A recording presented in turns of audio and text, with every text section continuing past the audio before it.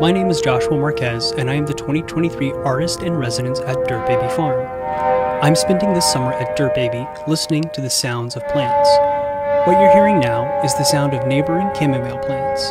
By connecting small clamps to the stems of chamomile, I was able to collect data from the small electrical fluctuations and transform that data into music.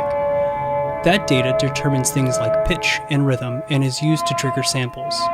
The sample you're hearing now comes from a field recording of touching those very chamomile stems.